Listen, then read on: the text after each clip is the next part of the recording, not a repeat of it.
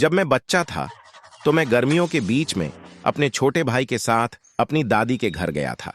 सभी बच्चों की तरह मैं सूरज ढलने के बाद घाटी में घूमने या खेलने में अच्छा समय बिता रहा था। जब हम थे तब मैं अपनी दादी से बात कर रहा था। साथ में डिनर कर रहे थे और उसने अचानक कहा कि इस तरह देर रात इस घर से बाहर मत जाओ। उसका चेहरा बहुत गंभीर लग रहा था। बिना किसी कारण के उसकी चेतावनी पहले तो मेरे लिए अजीब थी और एक छोटा बच्चा होने के नाते यह मेरे लिए थोड़ा डरावना था। लेकिन जल्द ही मैंने सोचा कि ऐसा इसलिए था क्योंकि बाहर इतना अंधेरा था कि बाहर जाकर खेलना संभव नहीं था, क्योंकि मेरी दादी का घर ग्रामीण इलाकों में स्थित था। हमें निकटतम सुविधा स्टोर तक जाने के लिए लगभग 30 मिनट तक अपनी बाइक चलानी पड़ती थी और सड़क पर कोई स्ट्रीट लैंप नहीं था, इसलिए रात का खाना खाने के बाद अंधेरा था। मैं और मेरा भाई सोने चले गए। लगभग 1 बजे मेरा भाई अचानक रोने लगा कि उसे आइसक्रीम चाहिए। मुझे अपनी दादी के शब्द याद आए कि रात में बाहर नहीं जाना था। हालांकि मुझे भी अचानक कुछ आइसक्रीम खाने की इच्छा हुई। मेरा मतलब है कि मैं क्या कर सकता हूं। हमने चुपचाप एक साथ बाइक की सवारी की और बाहर चले गए।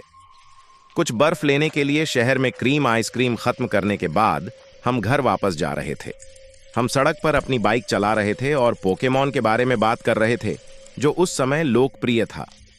तभी अचानक मेरे भाई ने मुझसे कहा, अरे शॉर्टकट वहीं है। हालांकि चारों ओर इतना अंधेरा था कि मैं उसका रास्ता नहीं देख सका। इशारा किया और मुझे नहीं पता क्यों, लेकिन मैं उस रास्ते पर नहीं जाना चाहता था। अब हम उसी रास्ते से वापस चलते हैं।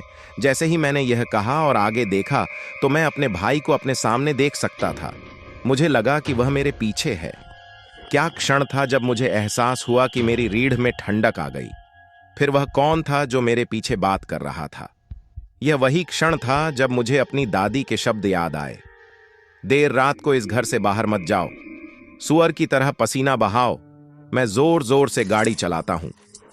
मैं अपनी साइकिल से अपनी दादी के घर पहुंचा। मैं जल्दी से अपनी बाइक से उतरने लगा और तभी मैंने अपने कान से अचानक एक आवाज सुनी।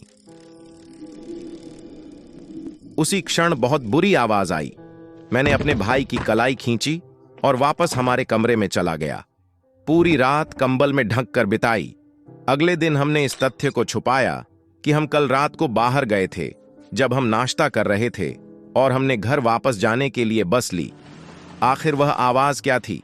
उत्सुकतावश मैंने शुरुआत की, चारों ओर ध्यान से देखने के लिए। जब मैं खिड़की के पास बैठा था और आखिरकार बस वहां से गुजरी जहां मैं कल था, और उसी क्षण मैं ठिठक गया। यह एक चट्टान थी।